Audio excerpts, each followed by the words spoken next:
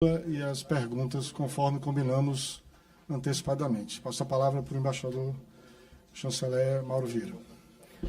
Bom dia a todos, membros da imprensa, senhores deputados, senadores, ministros, presidente Lula. Eu queria, então, rapidamente fazer um resumo de como foi a visita do presidente. O presidente hoje concluiu uma muito importante, bem-sucedida e simbólica visita ao Japão.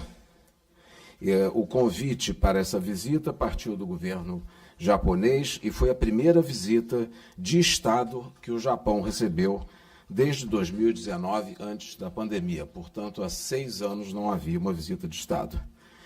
O presidente Lula veio acompanhado de uma importante e numerosa delegação do Executivo e do Parlamento.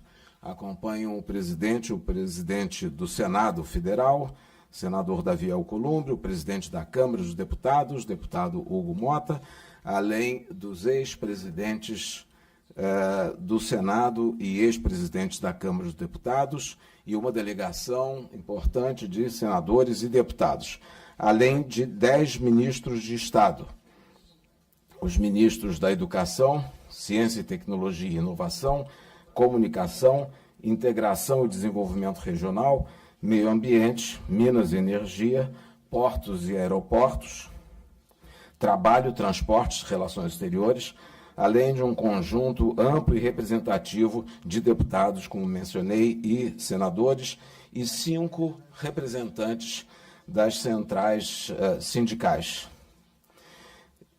O Brasil e o Japão celebram neste ano 130 anos de relações bilaterais e são parceiros estratégicos desde 2014.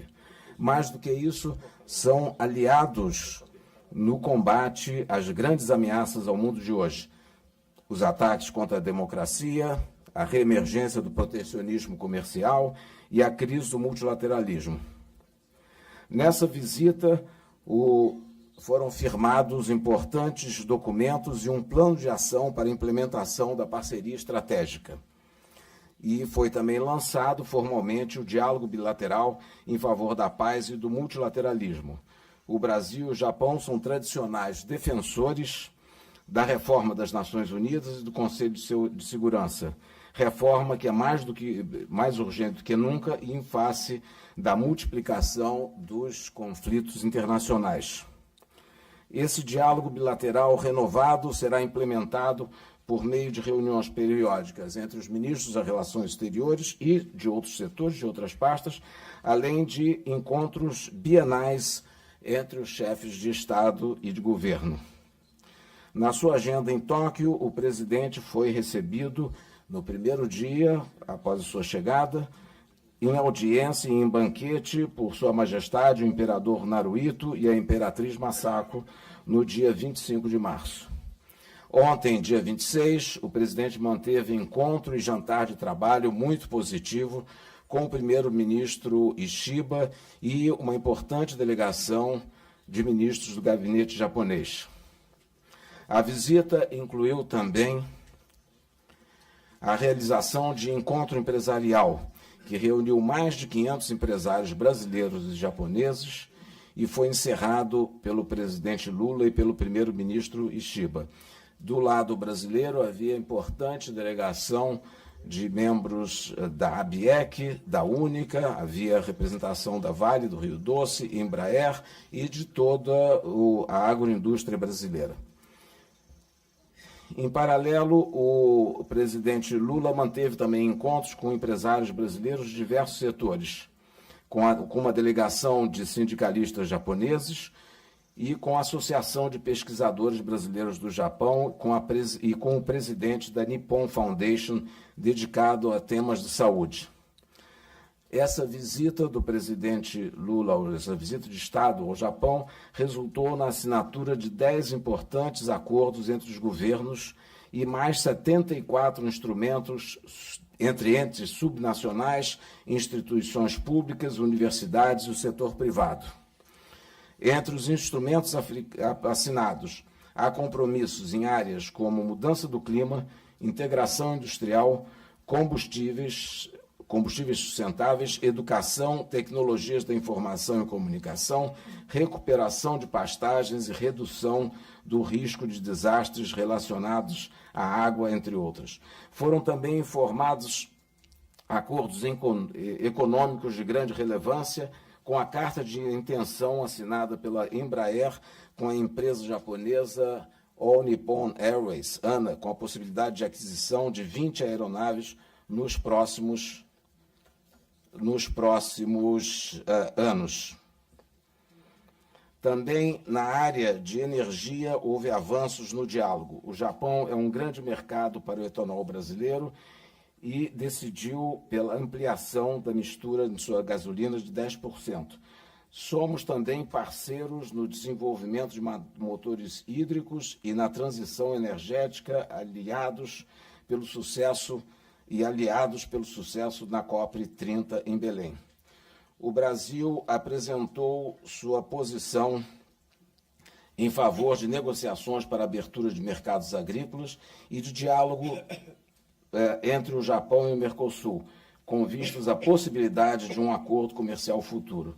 Acordamos que o tema será tratado com prioridade durante a presidência brasileira do Mercosul, que começará no segundo semestre desse ano. Apesar de significativo, o comércio entre o Brasil e o Japão foi também tema de debates, com a decisão de ambos os governos de estimularem o crescimento deste comércio para que volte a ser significativo, que volte a ser tão importante como a economia dos dois países. É importante lembrar também que o Japão é um importante investidor no Brasil, com um estoque de investimentos da ordem de mais de 35 bilhões de dólares. Tratamos também dos interesses dos brasileiros que vivem no Japão. São mais de 200 mil e as discussões, podemos ver que nessas discussões foi grande a receptividade do governo japonês em favorecer nossos pleitos de facilitação de concessão de vistos e de melhorias das condições de educação e formação profissional nesse país. Houve também um encontro entre os representantes da comunidade brasileira, junto com a embaixada e com os 3 consulados brasileiros mantidos no Japão. Esses são, em resumo, os principais aspectos dessa visita. Sim, também mencionar, já tinha mencionado de passagem, mas o presidente se encontrou também com a Associação de Pesquisadores Brasileiros no Japão e com o presidente da Nippon Foundation, que se dedica a temas de saúde. E também se encontrou com a dirigente da central sindical, na companhia dos sindicalistas brasileiros.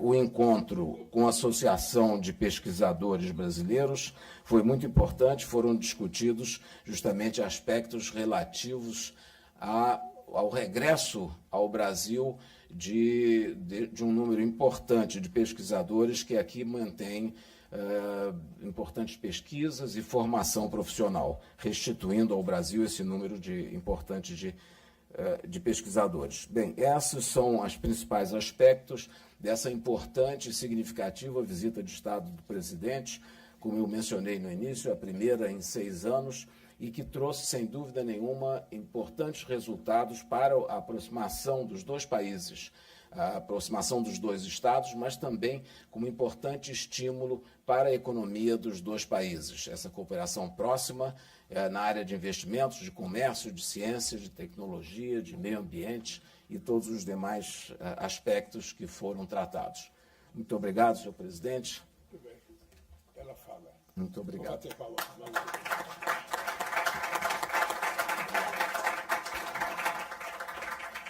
Senhor.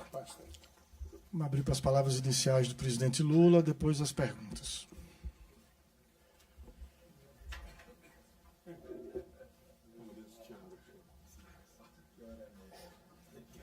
Bem, companheiros ministros que me acompanham nessa campanha, nessa viagem, ministras, companheiros senadores, deputados, companheiro Alcolumbre, presidente do Senado, Hugo Mota, presidente da Câmara. Também estiveram conosco aqui o Rodrigo Pacheco, ex-presidente do Senado, o Arthur Lira, ex-presidente da Câmara. E eu queria começar dizendo para vocês que essa foi a visita mais importante que eu fiz ao Japão, das 5 visitas que eu já fiz ao Japão. A primeira dela em 1975, para participar de um congresso dos trabalhadores da Toyota. E essa visita foi importante porque nós temos uma relação histórica com o Japão. Nós estamos completando 130 anos de relação diplomática e nós temos um problema a resolver com os companheiros do Japão, porque em 2011 nós tínhamos um fluxo comercial da ordem de 17 bilhões de dólares e esse fluxo caiu para 11 bilhões de dólares.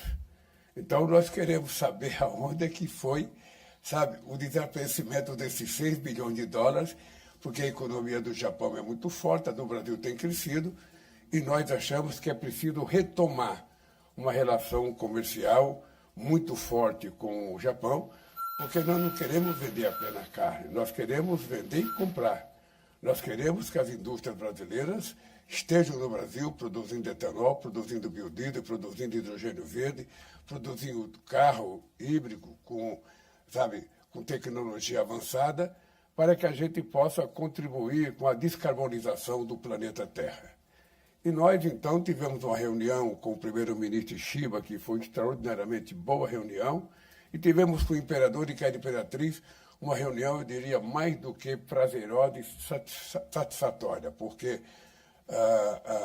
o humanismo, sabe, nas palavras do imperador, é uma coisa que me marcou profundamente. Ou seja, a gente sai do Brasil achando que a gente não vai poder nem encostar perto do imperador, porque é tratado como se fosse uma figura mística aqui no Japão. E, sinceramente, o imperador é uma figura muito simples, muito cordial, muito alegre, muito simpática e conhece um pouco o Brasil, porque já foi algumas vezes no Brasil. Bem, essa reunião, essa visita ao Japão, ela tem como objetivo, primeiro, estreitar a relação com o Japão no momento em que a democracia corre muito risco no mundo, em que setores de extrema-direita negacionistas têm ganhado corpo em várias partes do planeta Terra. Ela foi importante porque nós temos que vencer o protecionismo e fazer com que o livre comércio possa crescer para que a gente possa vender e comprar mais de um parceiro importante como o Japão. Ela foi muito importante porque nós queremos, discutir mudança na governança mundial, sobretudo mudança no Conselho de Segurança da ONU, para que a gente tenha, no século XXI, uma representação mais forte da geopolítica mundial. Não é possível a gente continuar com o mapa político de 1945, quando mudou muita coisa, muita coisa. Nós temos vários países com mais de 100 milhões de habitantes, inclusive o Japão, que poderia participar do Conselho de Segurança da ONU, o Brasil, o México e tantos outros países que poderiam participar. E nós achamos que não é possível manter uma governança global que perdeu um pouco de representatividade e muita credibilidade. Ou seja, hoje os membros do Conselho de Segurança tomam decisão, fazem guerras de forma unilateral, sem conversar com ninguém. E ainda tem o direito do veto, ou seja, então as coisas pouco acontecem. A mesma ONU que em 1948 teve força para criar o Estado de Israel, não tem nenhuma força para criar o Estado palestino. E é por isso que nós queremos mudar a representação para que a gente tenha mais incidência nas decisões globais, porque quando a gente discute a questão climática, é importante saber que as pessoas têm que cumprir as decisões e é preciso ter alguém que possa cuidar do cumprimento das decisões. Se a gente faz uma COP e a gente toma decisão, e essa decisão depende do Estado Nacional para ser executada, ninguém vai executar coisa nenhuma. O protocolo de Quioto não foi cumprido, o Acordo de Paris está sendo desrespeitado, o que nós decidimos em Copenhague em 2009, de que os países ricos iriam contribuir com 100 bilhões de dólares anuais para que a gente pudesse preservar as florestas, não aconteceu. Então, desde 2009 até agora, se cada ano os países estiverem devendo 100 bilhões de dólares, veja, de 2009 até agora, quantos anos significa? 11, na verdade, quase 16 anos. Então, significa que nós teremos direito a quase que 1 trilhão e 600 bilhões de dólares, coisa que não vai acontecer. A COP que nós vamos realizar no Brasil, nós queremos fazer, possivelmente, e eu tenho dito, da mesma forma que nós fizemos o melhor G20, nós vamos fazer o melhor BRICS, e nós vamos fazer a melhor COP. Nós não queremos uma COP em que seja um festival de pessoas andando para lá e para cá, como se fosse um shopping de produtos, sabe, climáticos, produtos ambientais, em que todo mundo compra o que quiser, vende o que quiser, sem ninguém ter responsabilidade. O que nós queremos é fazer uma COP com muita seriedade, com muita discussão e com muita serenidade, para que a gente possa tirar da COP30 decisões que possam ser cumpridas e que a sociedade possa acreditar que os governantes do planeta Terra estarão levando a sério a necessidade de assumir compromissos para que o planeta não aqueça mais de 1,5 graus. Essa é a ideia e a decisão. Se tem negacionista que não acredita que o mundo está com problemas, o que nós vimos no ano passado é uma demonstração de que nós estamos perdendo o controle pelo mundo que a gente vive, pelo ar que a gente respira, pela água que a gente bebe e pelo lugar que a gente mora. Esse é um fato concreto e não precisa os cientistas falarem. Nós estamos vendo fazer neve, sabe, no deserto, encher d'água no deserto e fazer seca em lugar que antes chovia, enchente onde não chovia. Ou seja, o mundo está mudando. E nós, seres humanos, temos responsabilidade. E mais responsabilidade tem os países que se industrializaram há 250 anos atrás, há 200 anos atrás. Esse é o dado que nós temos que levar em conta. Esse é o dado que quem defende o planeta, quem acredita de que está havendo um problema, sabe, climático, tem que brigar por isso. Não vamos imaginar que os destruidores do planeta irão ter, sabe, disposição de deixarem de ser destruidores. Quem acredita que está acontecendo é que tem que brigar. E o Brasil vai fazer a sua parte. Pode se preparar, companheira Marina Silva, que nós vamos fazer a melhor COP já feita desde a primeira COP. E vamos discutir com muita seriedade, porque nós já assumimos compromisso de desmatamento zero na Amazônia até 2030, nós queremos zerar o desmatamento no Cerrado, nós queremos zerar o desmatamento em todos os biomas brasileiros, porque é a única chance que a gente tem de poder garantir que o nosso povo vai sobreviver no século XXI e vai adentrar ao século XXII bebendo água mais saudável, com mais saneamento básico e com mais pureza no ar para a gente respirar. É tudo o que nós queremos. Aqui eu estou vendo um monte de deputado jovem, novo. Eu vou viver até 2020, eu vou viver mais até 120 anos, mas vocês podem viver mais se cuidarem, se fizerem ginástica, se andarem, se dormiram mais cedo. Tudo vocês podem viver 120 anos de idade. É só querer. É só querer. Então, companheiros e companheiras da imprensa, eu estou muito satisfeito com essa reunião. Volto para o Brasil com a certeza que nós abrimos uma trincheira extraordinária no desenvolvimento brasileiro. Eu quero atrair mais empresas japonesas para ir para o Brasil. Em 2008, aqui no Japão, os governantes imaginavam que iam adotar 3% de etanol, sabe, no combustível a partir de 2010. Não foi adotado. E agora o Japão está com a disposição de adotar 10% de etanol na gasolina, começar a produzir biodiesel. E o Brasil é o lugar mais extraordinário. Da mesma forma que o Japão nos ajudou a encontrar uma solução para o Cerrado, que era tido pelos brasileiros como uma região de terra ruim, de terra arrasada, que as árvores eram pequenas e tortas, portanto ali não dava nada se plantasse, e os japoneses, com a sua tecnologia, nos ajudaram a transformar o Cerrado num lugar mais produtivo do país. Eu quero que os japoneses descubram que, se quiser produzir etanol, o Brasil tem muita terra, o Brasil tem muita água, o Brasil tem muito sol, e nós estamos convidando os japoneses para ajudar a gente a recuperar 40 milhões de hectares degradados que a gente pode transformar numa área produzida que é maior do que Portugal, essa área degradada no Brasil. Então a gente pode produzir o que a gente quiser, pode produzir mais comida, pode produzir mais eucalipto, pode produzir, criar mais gado, criar mais galinha, criar mais porco, criar mais cavalo, criar tudo que a gente quiser. Então nós estamos convidando os japoneses para participar da transição energética brasileira, para participar, sabe, da mudança do combustível fóssil para um combustível limpo. Isso vai levar anos, mas é importante que a gente dê os passos necessários a partir de hoje e, sobretudo, fazer com que a economia japonesa cresça muito. E também eu disse para os companheiros japoneses, e fiz questão de dizer para o imperador e dizer para o primeiro-ministro, de que é muito importante a defesa do multilateralismo. É muito importante. E a defesa do livre comércio. Vocês estão lembrados que na década de 80 se criou no planeta Terra, em todos os países do mundo, a ideia de que era necessária a globalização da economia. Ou seja, tinha que ser globalizada, porque tinha que ser livre o comércio, porque todo mundo tinha que vender para todo lugar. E agora, estranhamente, os mesmos que defendem o livre comércio estão praticando o protecionismo.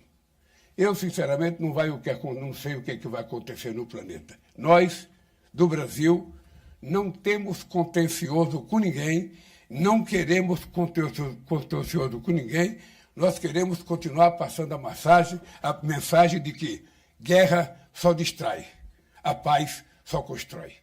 De que nós queremos um momento para fazer investimento na economia, para fazer investimento na educação, para fazer investimento em tecnologia, e nós queremos construir parceria com os japoneses, com as universidades japonesas, com os institutos de pesquisa do Japão, com as indústrias japonesas, porque é assim que a gente vai desenvolver.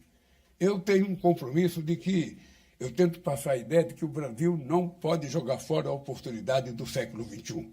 Nós já jogamos muitas oportunidades fora. Eu, de vez em quando, me pergunto, quando a gente está discutindo economia, o pessoal fala, mas investir em educação vai gastar dinheiro, investir em pesquisa vai gastar dinheiro, investir não sei da conta vai gastar dinheiro. O que a gente tem que perguntar é quanto custou a gente não fazer as coisas no tempo certo.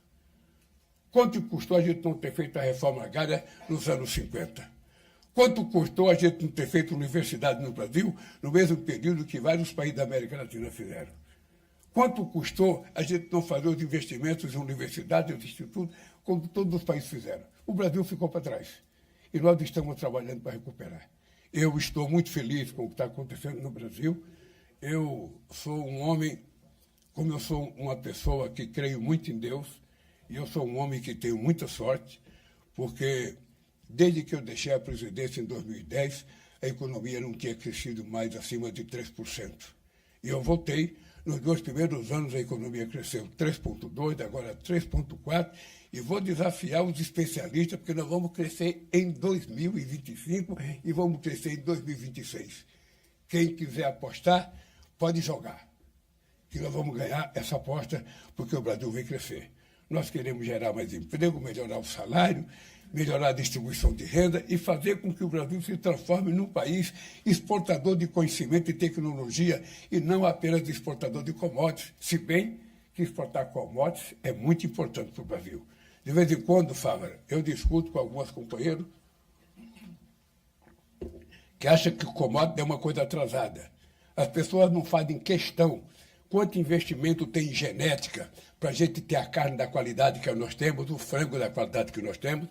As pessoas não têm noção quanto tecnologia tem no grão de soja, no grão de milho, quanto tecnologia tem no etanol.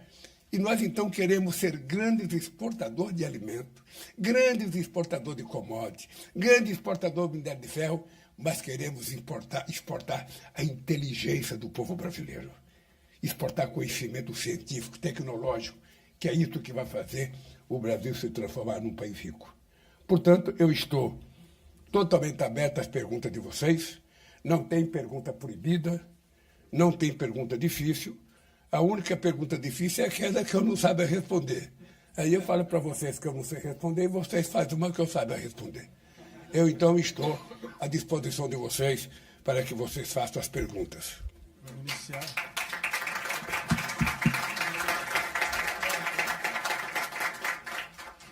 Vamos iniciar. Uma coisa importante de vocês falarem, que essa era a coisa importante que eu ia falar no começo e eu esqueci. Eu quero que vocês registrem o que está acontecendo nesse momento no Brasil.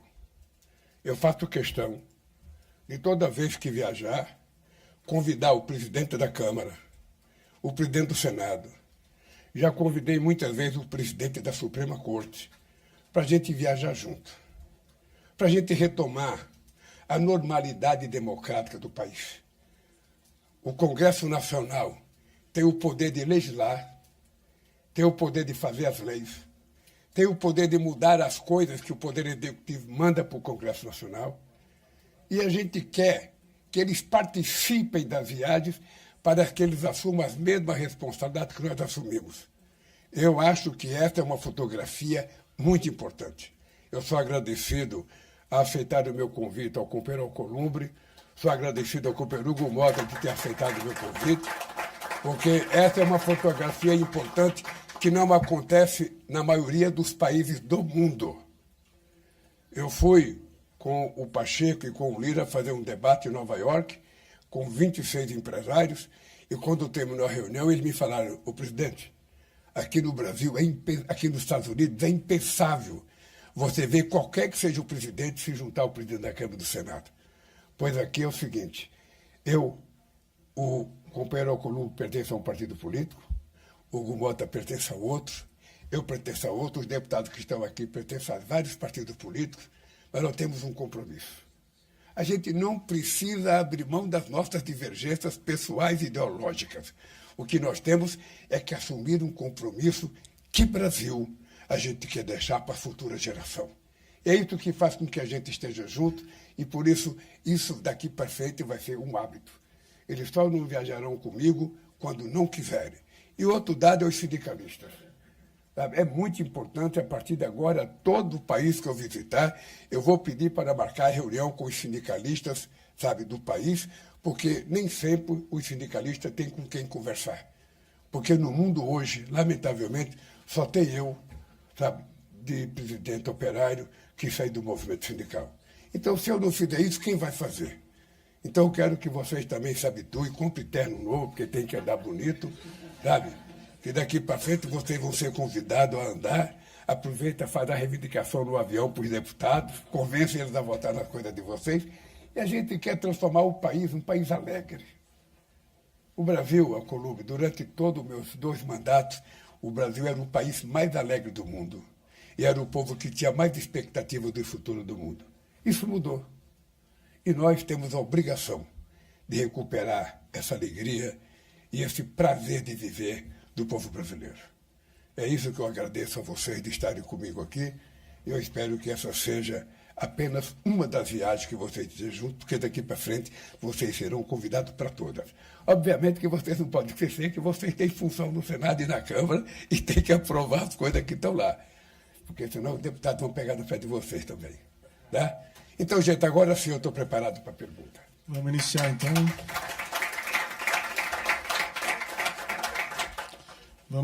então. Primeira pergunta de Kanako Shiba, da Digi Press, aqui do Japão.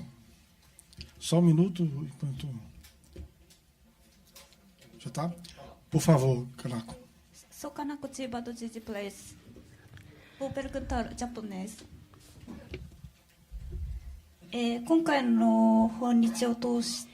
Dessa vez, gostaria de ouvir, então, com a sua viagem ao Japão, qual foi a sua impressão de uma forma geral? E sobre a questão das negociações de um EPA entre o Japão e o Mercosul e também as exportações da carne bovina brasileira ao Japão. Gostaria de saber se houve algum avanço nessas discussões na sua vinda ao Japão. E quais são os resultados que o senhor vê que foram obtidos com essa sua vinda ao Japão? Olha, primeiro, eu, como presidente do Brasil, eu vou assumir a presidência do Mercosul no 2º semestre. E se depender de mim, vai acontecer o que aconteceu no acordo com a União Europeia. Nós vamos trabalhar para que haja um acordo do Mercosul com o Japão. É bom para os países do Mercosul e será bom para o Japão. Quanto mais mercado nós abrirmos, quanto mais facilitações a gente fazer para a negociação, é muito melhor. Ou seja, o mundo está precisando que cresça o comércio entre os países, entre os continentes, e nós não aceitamos a ideia de uma nova Guerra Fria entre Estados Unidos e China. Nós já temos a experiência da Guerra Fria, que durou quase 50 anos. Nós queremos, efetivamente, quanto mais liberdade, quanto mais comércio existir, melhor será para os países. Por isso, eu, como presidente do Mercosul, sabe, a partir do segundo semestre, vou trabalhar para que a gente possa fazer acordo com o Japão. Eu não vim aqui no Japão apenas para discutir a questão da carne. A carne é uma coisa muito importante para o Brasil, porque nós somos o maior produtor de carne do mundo. A carne brasileira tem muita qualidade. Hoje a carne brasileira compete com qualquer carne de qualquer país do mundo. Muita qualidade, muita genética, sabe? E nós temos hoje uma carne livre de febre aftosa. É uma coisa extremamente empolgante. Então, o que eu disse ao primeiro-ministro é que o Brasil está pronto a partir de amanhã. Eu até disse para ele que se as pessoas quiserem no meu avião, estarão convidadas no meu avião para fazer a fiscalização que quiser, no estado que quiser, para que a gente possa mostrar a qualidade daquilo que nós estamos oferecendo ao Japão. Obviamente que nós temos que respeitar a decisão japonesa. Cada país tem um critério e nós esperamos. O que eu ouvi do primeiro-ministro é que ele vai, sabe, o mais rápido possível, mandar os especialistas dele para analisar, sabe, o rebanho brasileiro e depois vamos ver se eles vão tomar a decisão. O dado concreto é que nós vendemos uma carne de muita qualidade e a carne mais barata de todos os países. É importante o Japão saber disso. É a carne de qualidade e a mais barata. E quem sabe aqui no Japão vocês aprendam a fazer churrasco, que tenha muita churrascaria e que vocês possam apreciar um bom churrasco brasileiro, porque aí sim nós vamos poder vender mais carne e comprar mais coisa de vocês. Eu estou satisfeito com a decisão do ministro Shiba. Estou satisfeito com a decisão dele. A gente não poderia achar que numa reunião a gente iria resolver tudo, mas eu posso dizer para vocês que eu estou satisfeito porque, sabe, eu acredito que ainda este ano a gente vai ter uma solução nessa questão da carne. E eu espero que também a gente tenha uma solução na questão do etanol, espero que a gente tenha uma solução na questão dos investimentos maior do Brasil. Eu fui visitar a Toyota a semana passada. A Toyota anunciou na cidade de Sorocaba um investimento de $2 bilhões até 2030. E nós temos várias empresas japonesas no Brasil que estão pensando em investir 45 bilhões de reais até 2030 no Brasil. Isso, para nós, é tudo que a gente quer, é tudo que nós precisamos. Mais investimento, mais emprego, mais salário, mais consumo, e a roda da economia gira sem parar e vai ser bom para todo mundo. Por isso eu queria dizer à jornalista, eu saio do Japão daqui a pouco, muito satisfeito com a reunião. Muito satisfeito, mas prazerosamente satisfeito. Sobretudo com o carinho que nós fomos tratados pelo imperador e a imperatriz, pelo carinho que fomos tratados pelo primeiro-ministro e pelo carinho e a educação que fomos tratados pelo povo japonês. Eu posso lhes dizer que todos os membros da minha delegação estão boquiabertos com a qualidade da educação do povo japonês. Posso dizer, todo mundo. Porque vir aqui é um aprendizado de evolução da civilização humana. Bom, vamos passar para a segunda pergunta. Luiz Fara, da TV Record, Brasil. Bom dia, presidente Lula. A primeira turma da Suprema Corte de Justiça do Brasil decidiu por unanimidade tornar o ex-presidente Jair Bolsonaro réu numa ação que analisa uma tentativa de golpe de Estado durante uma eleição para a qual o senhor foi eleito.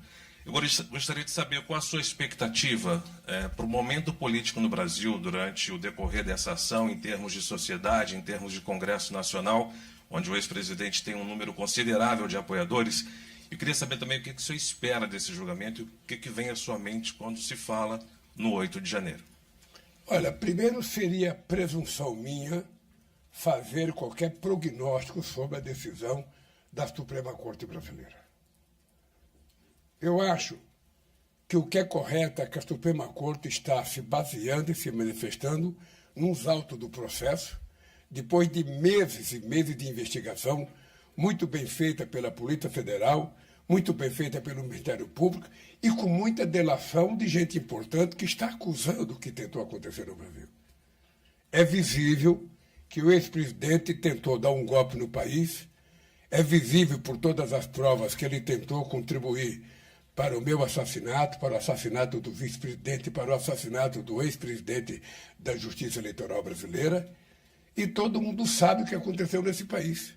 Não adianta agora ele ficar fazendo bravata, dizendo que está sendo perseguido. Ele sabe o que ele cometeu. Só ele sabe. Só ele sabe o que ele fez. E ele sabe que não foi correto. E não adianta ficar pedindo anistia antes do julgamento. Quando ele pede anistia antes do julgamento, significa que ele está dizendo que foi culpado. Ele deveria provar a inocência dele, porque ele não precisava pedir anistia. Prova que é inocente e vai ficar livre e acabou.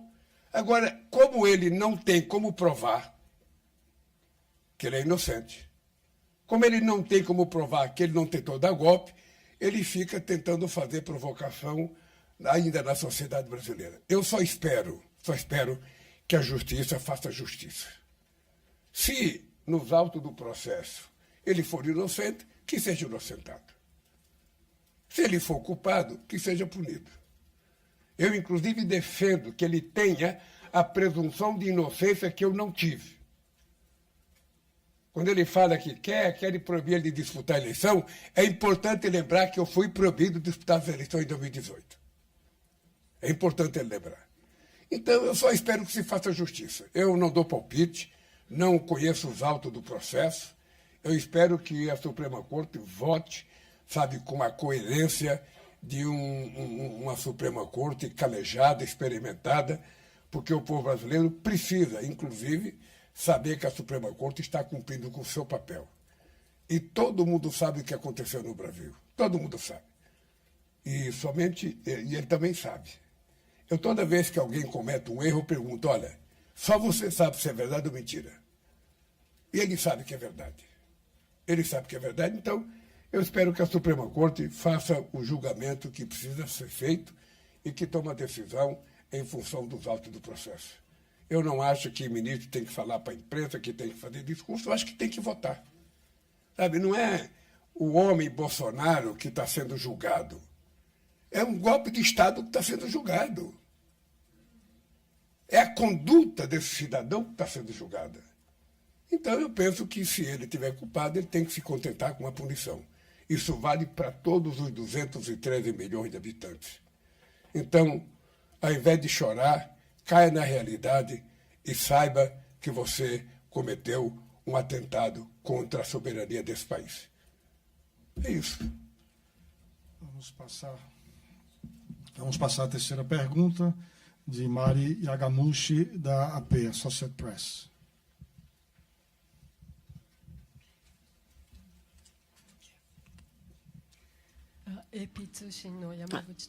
Meu nome é Yamaguchi, da AP Press. Muito obrigada por esta oportunidade que está sendo dada hoje. O senhor presidente, vindo ao Japão, várias vezes falou sobre os riscos que a liberdade, o livre comércio está sofrendo.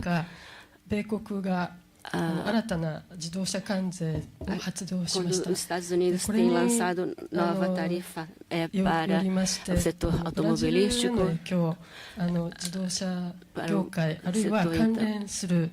no caso, teria alguma influência também no Brasil, no setor automobilístico, outros setores da indústria ou para outros setores da economia, também no setor de comércio internacional, nas relações entre o Japão e o Brasil, nessas tendências que estamos vendo mundialmente, o que o senhor acha que pode ser fortalecido na coordenação entre o Japão e o Brasil? Olha, eu acho que o presidente Trump, como presidente dos Estados Unidos, ele tem o direito de tomar decisões dentro dos Estados Unidos. O que ele precisa é medir as consequências dessas decisões. Qual será o efeito dessa decisão para os Estados Unidos? Eu, sinceramente, se ele está pensando que, tomando essa decisão de taxar tudo aquilo que os Estados Unidos importa, eu acho que vai ser prejudicial aos Estados Unidos. Isso vai elevar o preço das coisas e pode levar a uma inflação que ele ainda não está percebendo. Agora, como ele tem assessor econômico, tem gente para orientá-lo, eu não sei como é que ele vai reagir se isso acontecer. Da parte do Brasil, ele taxou o aço brasileiro em 25%. Nós temos duas decisões a fazer. Uma é recorrer na Organização Mundial do Comércio, que nós vamos recorrer, e a outra é a gente sobretaxar os produtos americanos que nós importamos. É colocar em prática a lei da reciprocidade. Não dá para a gente ficar quieto, achando que só eles têm razão e que só eles podem taxar os dois produtos.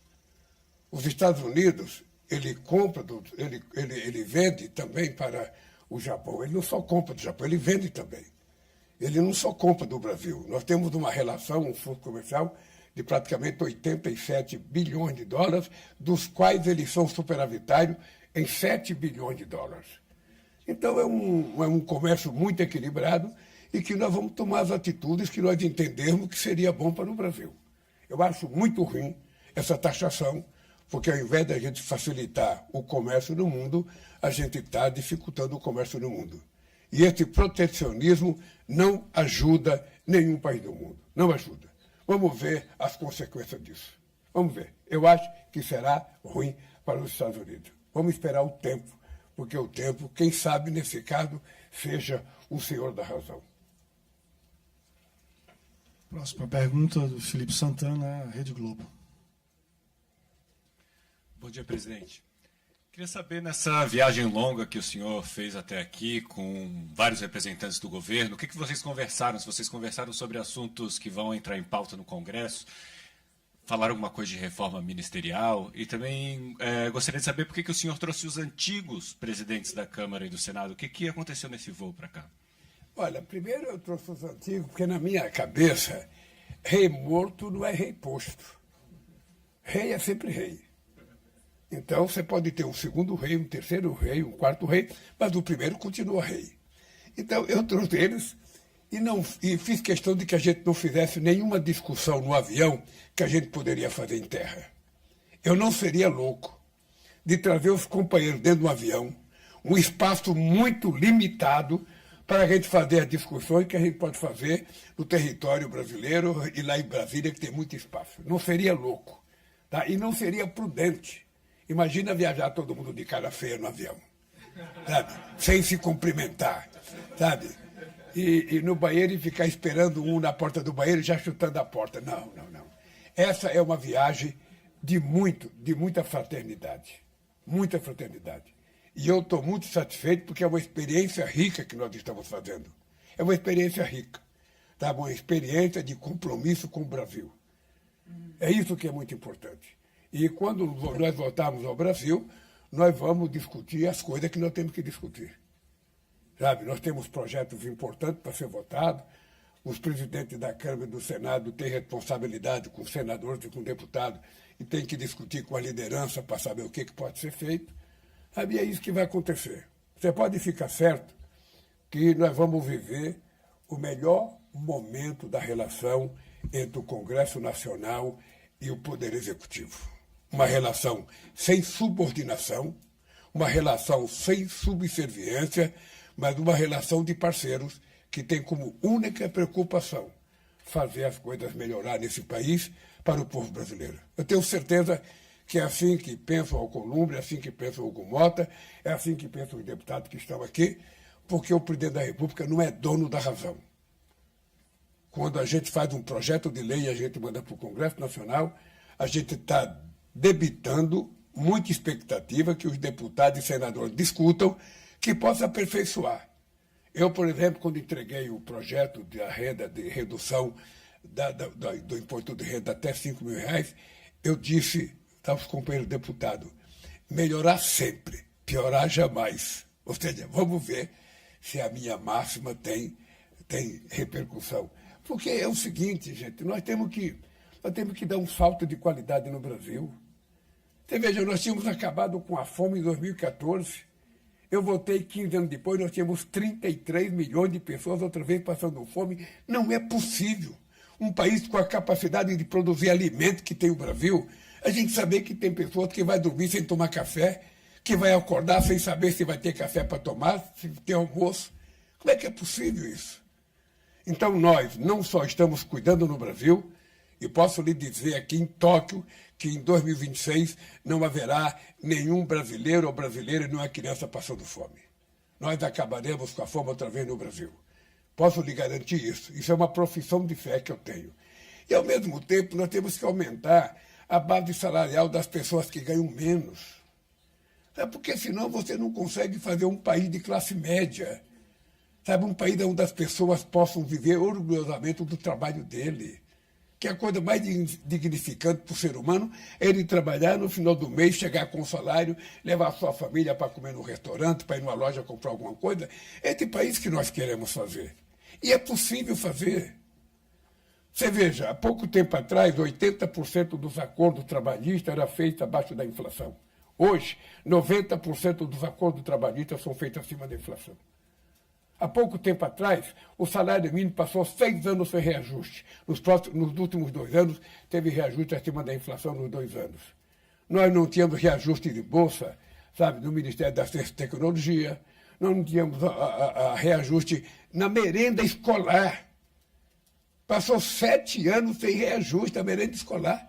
Como é que se explica isso? Então, eu posso lhe dizer, sabe, que nós vamos fazer uma coisa funcionar e eu quero fazer funcionar em parceria. Parceria com os deputados, parceria com os senadores, porque tem uma coisa engraçada, quando eu converso com um deputado, ele não precisa ser meu amigo, ele não tem que ser do meu partido, ele pode pensar diferente, ele pode até não gostar de mim. Eu quero saber se ele vai gostar da proposta que nós estamos enviando para melhorar a vida do povo brasileiro. Se ele gostar disso, já está maravilhosamente bem. Sabe, é esse país que eu quero construir. Um país civilizado, de relação civilizada, onde todos, mesmo divergidos, possam trabalhar em benefício do país. Essa que é a coisa mais sagrada.